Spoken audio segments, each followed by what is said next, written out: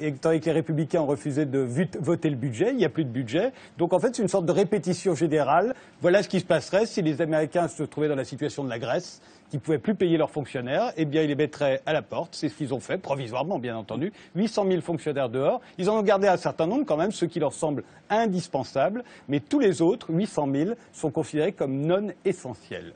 Regardez. Ceux d'entre vous qui portent l'uniforme vont continuer à travailler normalement.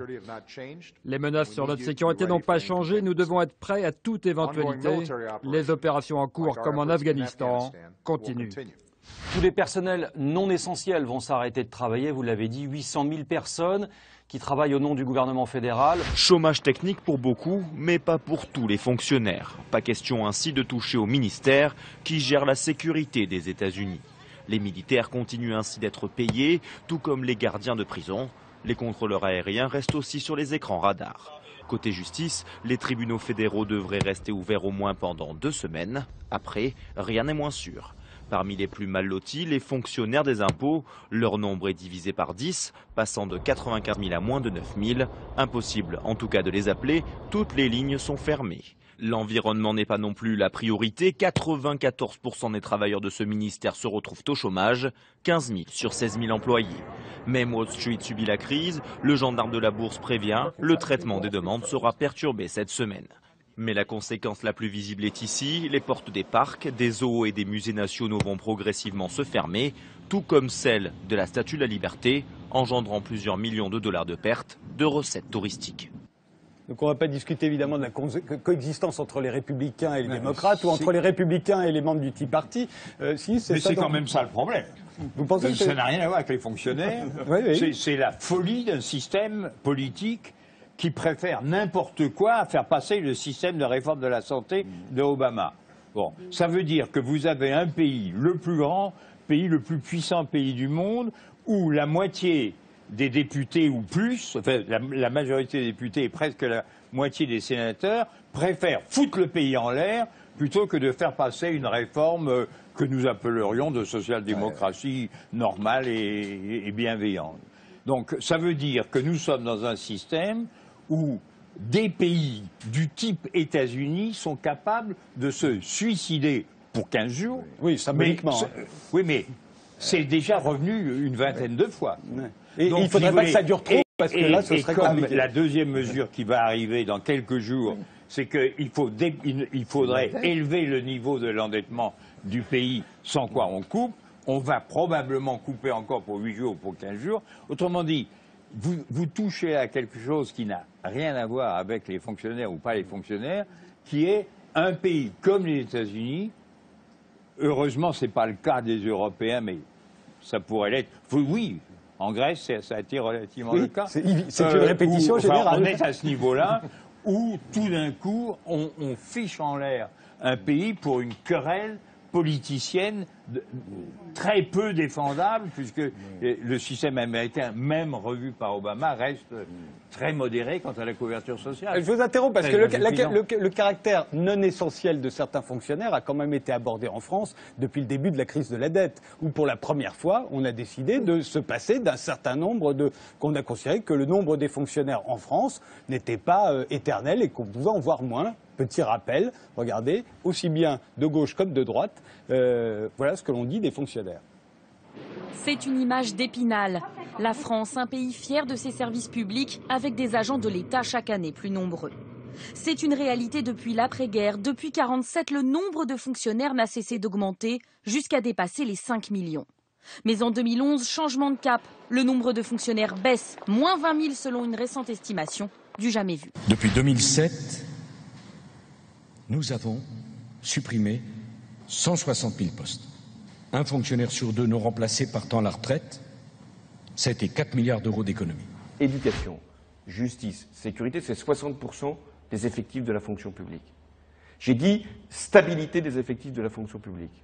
Donc ça veut dire que dans les autres ministères, il n'y aura pas les remplacements de tous ceux qui partent à la retraite. Les effectifs de fonctionnaires d'État comme ici dans l'administration fiscale, vont baisser de 2,5% dès l'an prochain et jusqu'en 2015. On va arrêter de diminuer systématiquement le nombre des profs, le nombre des policiers, le nombre des juges, alors qu'il y a un besoin criant de plus de profs, plus de policiers et plus de juges ou plus de gendarmes. L'objectif du gouvernement est d'arriver à un nombre stable de fonctionnaires en France. Dans le même temps, il veut recruter 60 000 nouveaux postes en 5 ans dans l'éducation, 1 000 postes en plus par an dans la justice, la police et la gendarmerie. Tous les budgets de fonctionnement des ministères seront revus à la baisse de 2%.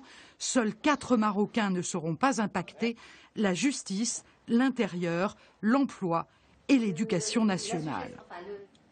Justice, police, éducation, ça c'est les fonctionnaires visiblement essentiels en France, mais il y en a des non essentiels, François de Closets. Les fonctionnaires en France, il faut bien le préciser, sont dévoués, sont intègres et sont compétents et ils travaillent. Et aux États-Unis aussi, hein. Oui. Simplement, je vais vous prendre un exemple.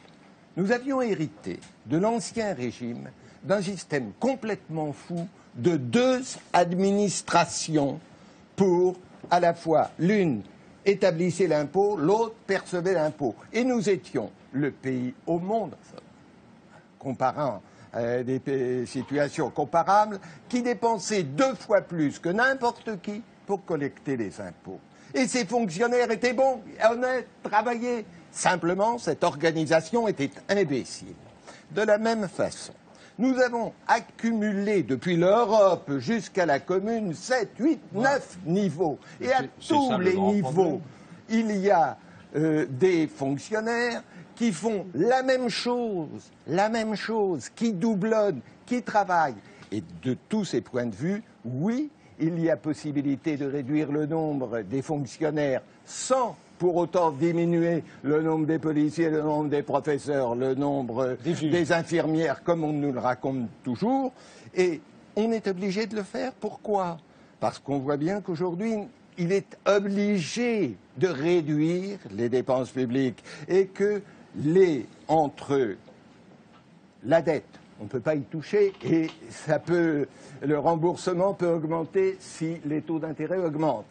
Et 41% du budget, c'est 45%. Et 41%, c'est quoi? C'est des salaires, des traitements, des pensions. Là aussi, si on ne réduit pas ça, on ne peut pas réduire les dépenses, sauf à réduire les dépenses d'investissement, c'est-à-dire les dépenses de l'avenir. Donc, voilà, tout simplement, on peut faire ça intelligemment, en modernisant la France, et on aura des fonctionnaires mieux payés et qui feront un métier plus intéressant. Moi évidemment, je ne comprends pas bien qu'est-ce que ça veut dire le fonctionnaire essentiel et celui qui ne l'est pas. Il faut demander aux Américains, ils savent très bien. Les impôts, ça ne veut rien dire, ça veut rien dire. Les impôts, c'est pas essentiel. Je veux dire, on est tellement heureux qu'il y ait des instituteurs, tellement heureux qu'il y ait des infirmières, on aimerait qu'il y en ait même beaucoup plus. On est ravis de trouver un policier la nuit qui vous surveille et qui vous aide. Moi, je suis pour les fonctionnaires, ce sont des gens qui nous protègent. Non, mais c'est quand même un discours trop général. Fonctionnaire plus pour ou contre. Oui, personne n'est contre. C'est la question cette question du fonctionnaire essentiel, je répète, est une plaisanterie, puisque dans le cas américain, ça n'a rien à voir le débat. Dans le cas français, comme dans le cas de tous les pays, vous pouvez trouver des raisons pour lesquelles il y a un mauvais fonctionnement. En France, on est plus ou moins d'accord pour dire qu'il y a vraiment un empilement depuis la commune, l'ensemble de communes. Donc il y en a qui ne sont pas essentiels, c'est bien ce que vous êtes en train de me dire. C'est pas qu'ils ne sont pas essentiels, c'est que ce sont des restes du passé que pour des raisons d'intérêts locaux, c'est-à-dire de notables locaux qui défendent une clientèle, on n'a pas modernisé. Bon, parce que, et c'est là la maladie française, en effet, il est vrai que l'économie française se produit des rentes, produit des privilèges constamment et pas d'investissement et pas de travail. Et que la part du travail dans le revenu national n'a cessé de baisser. Et ceci de manière importante. Et c'est vrai dans d'autres pays. Et aujourd'hui, c'est ce que disait Piketty tout récemment, ça reste comme au temps de Balzac, pour s'enrichir, plutôt que de travailler, il vaut mieux épouser une héritière. C'est ce qu'il y a de plus sûr. Bon, c'est pas tout à fait ce que disait Piketty, mais je comprends pourquoi. Christophe Rabault. Si la part du travail dans la valeur ajoutée a baissé, c'est pas à cause des fonctionnaires. Enfin, non, bien entendu, ça n'a rien à voir. Donc bon. Mais sur les fonctionnaires, je pense qu'il faut vraiment revenir à un élément qui est relativement peu connu. En fait, il faut savoir qu'un fonctionnaire, c'est pas simplement utile comme ça, c'est que ça produit de la richesse. C'est-à-dire que dans tous les pays du monde, aux États-Unis, le bon côté de la fermeture de certains services publics aux États-Unis, c'est que ça nous montre qu'aux États-Unis, vous savez, il y a des services publics aux États-Unis. Il faut savoir que l'eau, par exemple, aux États-Unis, contrairement à en France, c'est totalement public. Ça fait des années que les multinationales françaises de l'eau essayent de convaincre les collectivités locales américaines de privatiser tout ça. Pour l'instant, ils disent niet. Ils disent non.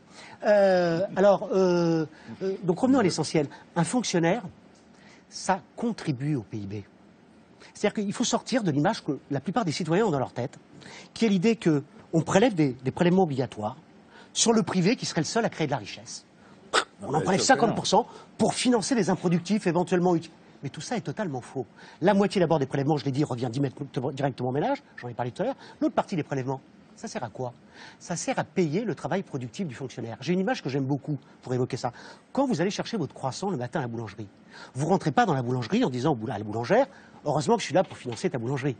Vous payez votre croissant, et c'est normal. Le fonctionnaire, il se trouve que son travail productif, eh bien, il est non marchand. Moi, mes étudiants, ils ne payent pas un ticket d'entrée avant d'assister à mes cours. C'est gratuit, essentiellement. Mais il faut bien me payer. Comme tout travail productif, il doit être payé. C'est payé comment? Par l'impôt. L'impôt, ça joue la même fonction que le prix pour le privé. C'est la validation sociale des activités. Alors après, on peut discuter, bien entendu, d'à quel montant on valide. Mais il faut recréer du lien entre le public et le privé dans ce pays, pour recréer un projet de société, comme vous évoquiez en tout début d'émission, qui manque aujourd'hui à la France, comme dans d'autres pays. Mais le point de départ, je termine là-dessus. La contribution au PIB des fonctionnaires, 333 milliards en 2012. Un tiers, ça représente un tiers de contribution par rapport aux salariés de droit commun, c'est-à-dire ce qu'on appelle les sociétés non financières, 1000 milliards. Voilà, le reste, c'est les ménages, etc.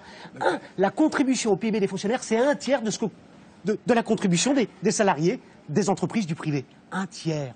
Personne en France ne dit que les fonctionnaires ne servent à rien. Mais enfin, pourquoi développer cette paranoïa? Ils créent de la richesse monétaire, ils créent de la richesse. Tout le monde sait que les fonctionnaires sont utiles, les Français pas simplement adorent leurs utiles comme ça. fonctionnaires, et leur service public, c'est inutile. Il n'en demeure pas moins que depuis 2 ou 3 ans, on ne passe qu'à réduire leur nombre. Vous êtes bien d'accord? Moi, je vais faire peut-être un mea culpa. Je suis fonctionnaire. Avant de faire de la politique, j'étais fonctionnaire et je me sentais effectivement utile dans ma fonction. Mais le sujet, c'est pas de savoir si les fonctionnaires... On se sent tous essentiels, en tout cas, je l'imagine. On pense tous qu'on a une petite part d'essentiel. Mais le sujet, c'est pas celui-là. C'est pas de savoir si les fonctionnaires sont utiles ou pas utiles. Le sujet, c'est est-ce qu'on peut faire des services publics qui fonctionnent mieux avec moins d'argent? Et la question. Donc moins de gens. Mais oui, forcément moins de gens. La moitié du coût des services publics, c'est du coût de main-d'œuvre, du coût salarial. Donc le sujet, c'est est-ce qu'on peut faire mieux avec moins de personnes? Et contrairement à ce qui a été dit, et qui est, pardon, excusez-moi, du populisme absolu, il n'y a pas une catégorie de fonctionnaires qui est indispensable et qui doit être sanctuarisée parce qu'elle est absolument indispensable. On parle des infirmières, et Dieu sait qu'on manque d'infirmières aujourd'hui dans l'hôpital public. Eh bien, je vais vous dire, quand on est passé à la chirurgie ambulatoire, c'est-à-dire qu'on a arrêté d'hospitaliser des Français pour certaines opérations, par exemple la cataracte, maintenant on opère la cataracte en ambulatoire, on n'hospitalise pas. Eh bien, on économise des postes d'infirmières, et on peut, du coup, les utiliser pour faire autre chose. L'école, on me dit, il faut plus de professeurs, c'est un lieu commun absolu. On a un baccalauréat avec 12 matières, 38 coefficients, plus les options. On peut même avoir plus de 20 sur 20 au bac, avec la multiplicité des options. C'est une Rolls-Royce épouvantable. 20 sur 20? Oui, on peut avoir plus de 20 sur 20, parce que si on a plus d'options, on peut. Mais alors, le sujet, c'est quoi? On perd des semaines de cours. On a des milliers d'options, ça coûte des millions d'euros. Moi, je ne suis pas pour la suppression du bac du tout, parce que c'est un rite initiatique très important. Mais dans tous les autres pays, on a 6 matières. Et si on n'avait que 6 matières au bac au lieu de 12, eh bien, on pourrait réduire le nombre de matières enseignées dans les lycées. Et qu'est-ce qu'on ferait? Eh bien, on reprendrait les professeurs, les postes de professeurs du lycée, et on les mettrait où? On les mettrait pour les élèves qui décrochent dans le primaire et dans les collèges. Donc, vous voyez bien qu'on peut faire mieux avec moins, et il ne faut pas dire qu'il faut plus de professeurs, plus d'infirmières, plus de policiers. Les policiers, mais non, d'efficacité.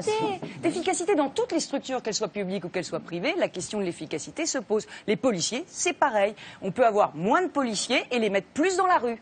Simone Wappler.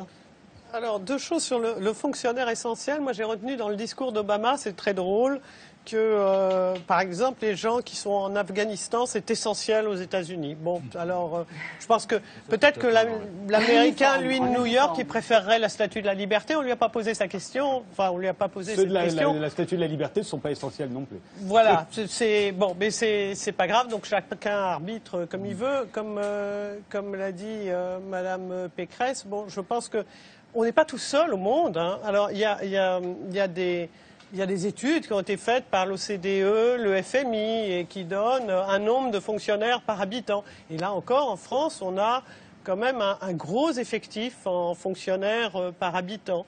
Et alors, peut-être plus inquiétant aussi, ces études de l'OCDE et du FMI montrent que finalement, quand on a trop de fonctionnaires par habitant, il y a quand même un indice de perception de corruption du pays qui augmente. Il n'y a pas une corrélation, c'est une corrélation à prendre prudemment, mais en fonction des zones et du développement des pays, plus vous avez de fonctionnaires, plus à un moment l'administration devient douteuse. Donc je dis simplement... Excusez-moi, mais vous pouvez dire exactement le contraire. Oui, tout à fait. La Suède... C'est-à-dire que vous pouvez dire que dans nos pays, mettons l'enseignement, la santé, etc., c'est bien ou mal géré, mais on parle peu de corruption dans les hôpitaux publics que je sache. Non, mais ce sont Tandis des statistiques. que quand vous donnez au marché à gérer un certain nombre de services d'ordre général, vous risquez, et nous le voyons beaucoup, plus d'inégalités sociales et secondairement plus de corruption. Le problème, il n'est pas là, c'est pas du tout. Mais je suis assez d'accord avec Madame Pécresse, parce que le problème n'est pas de savoir si on a des bons ou des mauvais. Je dirais que nous avons des garanties dans des domaines d'intérêt public qui nous sont donnés par le caractère public, qui n'est pas du tout une chose négligeable et qu'il ne faut surtout pas identifier d'emblée à la corruption ou à des choses comme ça. Nous sommes plutôt un pays... Nous ne sommes pas très bien classés dans l'échelle de la corruption. Nous devons être 32 ou 33. Bon. Mais ce que je veux dire, que le problème n'est pas là.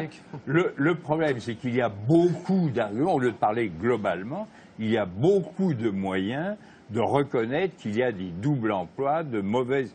et surtout de l'archaïsme dans des méthodes. Où, prenons le cas le plus célèbre, qui est quand on a commencé à utiliser des technologies d'ordinateurs et autres dans les grands services de sécurité sociale en particulier, normalement, il aurait dû y avoir une baisse de l'emploi considérable qu'il n'y a pas eu. Bon, donc, ça veut dire que c'est pas un problème de fonctionnaires, c'est un problème de groupe de pression, c'est un problème d'importance. Oui, c'est pas les fonctionnaires. C'est pas les fonctionnaires, voilà. pas du tout. Mais c'est pas les fonctionnaires. Bon, dernier mot, Émilie de Turckheim. Oui, on est parti sur l'Obamacare tout à l'heure, et quand même, on a une différence de culture pour ça, en parlant de nos fonctionnaires. Cette histoire de loi, là, de l'assurance santé. Je lisais dans Le Monde mercredi que parmi les gens qui sont les plus concernés, qui vont pouvoir profiter donc de cette assurance sociale, une personne sur 3 pense que ça aura un intérêt bénéfique pour lui. Alors aussi parce que la loi est compliquée, que voilà, il y a des taux différents selon les situations des personnes, les États, mais quand même, il y a une vraie méfiance par rapport à cette loi.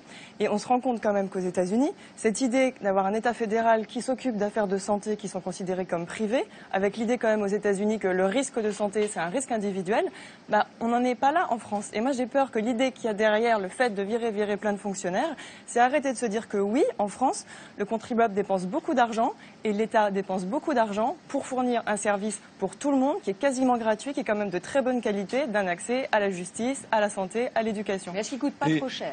Et on pourrait ajouter que non, pas oui, d'accord. Parce que c'est les impôts derrière. Oui, mais tant mieux, c'est peut-être les impôts, mais en France, on est très très fort pour dépenser énormément d'argent pour les autres et pas en revoir la couleur. Et je trouve ça très bien. C'est une très bonne chose. Ça s'appelle une société. Ça veut dire que c'est pas des individus qui dans leur coin tombent malades. Oui, mais ça peut être jugé injuste parce que le travail qui les paye. Là, c'est pas possible. Sur la santé, vous osez dire est-ce que ça coûte cher en France? On part des États-Unis. Aux États-Unis, où la majorité de la santé est privée, 18% du PIB. Et ce qui coûte cher aux États-Unis, c'est pas la santé publique qui existe malgré tout pour les pauvres, médicale et pour les retraités médicaux. C'est la santé privée. Parce qu'il n'y a pas de mutuelle complémentaire en France? Non, la santé privée. Et les mutuelles complémentaires en France, Madame Pécresse, coûtent plus cher que la sécurité sociale. Eh ben oui. Frais de gestion de la Sécu en France, 5%. Frais de gestion de l'assurance privée américaine, 40%. Le privé n'est pas synonyme systématiquement d'efficacité. Mais j'ai pas dit ça. peut être synonyme de surcoût terrible. Monsieur Ramo, j'ai pas dit Donc, ça. il y a mais des est-ce que notre secteurs, devoir n'est il y a pas des aussi de bien secteurs, gérer l'État? Mais bien sûr, c'est notre devoir. Est-ce que c'est pas notre devoir de fusionner les départements et les régions pour qu'il y ait moins de strates? C'est un autre. Mais bah, je suis d'accord avec vous c'est sur le une principe. vraie- Les Ah, c'est deniers une publics, vraie c'est très question. important. Il faut à tout prix, bien entendu, que les citoyens, Est-ce que qu'on les doit pas élus rendre des comptes contrôlent tout ça. aux Bien sûr citoyens que si. sur l'argent qu'ils Bien nous sûr que donnent? si, tout à fait. Il n'y a aucun problème pour moi là-dessus. Vous voyez, chacun commence à faire sa liste de fonctionnaires non essentiels. Par contre, n'instillez pas. Genre les départements pas essentiels. Non, moi j'ai pas dit ça. Par contre, n'instillez pas que le parce que le public est département a un inefficace. rôle. Mais aussi, on le Alors fait. je termine sur un point Oui, essentiel. très bien. Ça va être faire du lien. Aux États-Unis, à la fin de chaque mois, vous parliez du coût du travail. Mais à la fin de chaque mois, qu'est-ce qui se passe? L'employeur, il paye moins de charges sociales, comme on dit en France, au lieu de parler de cotisation. Mais qu'est-ce qu'il paye? Mais il paye, c'est obligatoire, c'est un engagement qu'il a vis-à-vis de ses salariés, de son assurance santé privée et de ses fonds de pension. Il paye plus de prélèvements privés. Alors c'est vrai que les prélèvements obligatoires sont plus faibles aux États-Unis, mais parce que les prélèvements privés sont beaucoup plus obligatoires. Et On n'est finalement, pas le coût du obligé de travail... tomber dans le modèle américain. On peut Mais, trouver un modèle je suédois ne ou un vous fais modèle pas dire canadien un où on modèle est à suédois, l'équilibre. mais il n'y a pas de problème. Le modèle suédois, ils sont à l'équilibre de la Un dernier dépense, point, de la raison d'être, tout dernier. et ils baissent le nombre de fonctionnaires. Les pays, et je pense que ça va vous intéresser, les pays où la dette a le plus augmenté ces 2 dernières années, où ça a explosé. En France, en moyenne dans l'Union européenne, ces 2 dernières années, on a pris 6 points de dette publique. Les pays où ça a pris 20 points, 30 points, la Grèce, le Portugal, l'Espagne, là où on a sabré dans la dépense publique. Pourquoi? Parce que la dépense publique, elle est productive. Je vous ai dit, on supprime des fonctionnaires, ça fait baisser immédiatement le PIB. On supprime de la dépense publique, même le FMI l'a reconnu, ça fait effondrer l'activité, il y a moins de recettes, et en plus de ça, le dénominateur, le PIB s'effondre. Résultat des courses, plus 20 points de dette publique, plus 20 points de dette publique en Grèce, au Portugal, en Espagne. Parce que je pense que c'est très important pour les auditeurs. Tout le monde se bat à coup de PIB. Le PIB, c'est une notion, les gens assimilent ça à la richesse, à la production d'un pays. Je voudrais juste faire 2 remarques. Premièrement, il intègre le déficit, c'est-à-dire les dépenses non financées. C'est-à-dire que c'est comme si moi je disais que je suis riche de l'emprunt que je n'ai pas remboursé. Bon, c'est déjà problématique.